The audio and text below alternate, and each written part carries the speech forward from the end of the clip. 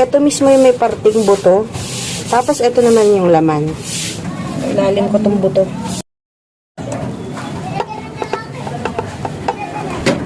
Tubig.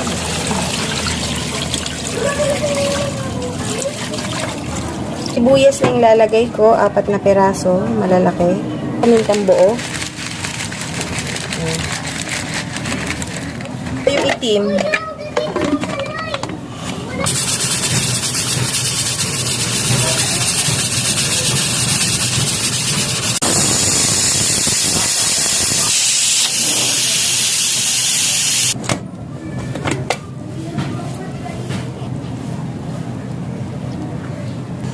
Lambot na nung sibuyas.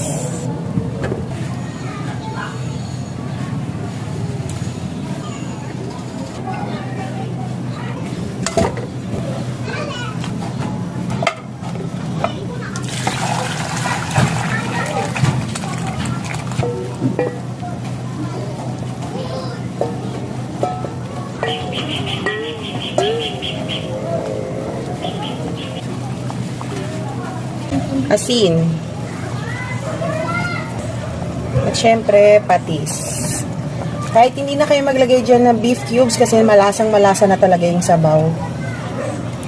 Halalay lang din. Hindi ko muna hinalo yung pressure cooker na may kasamang mga laman kasi malambot na yun. Ito munang buto dahil medyo may katigasan pa siya.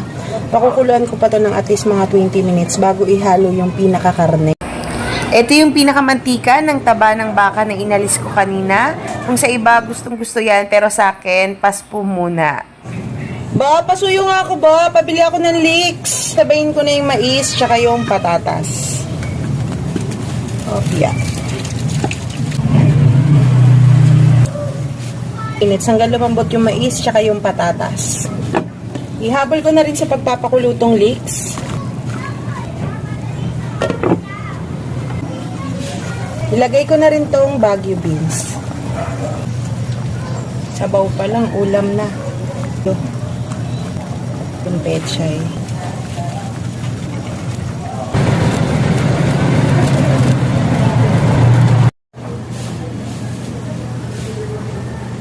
Sarap.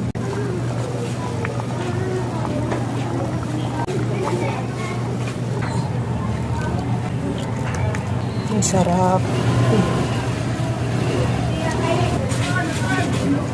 Ako, durog. Ako, kain.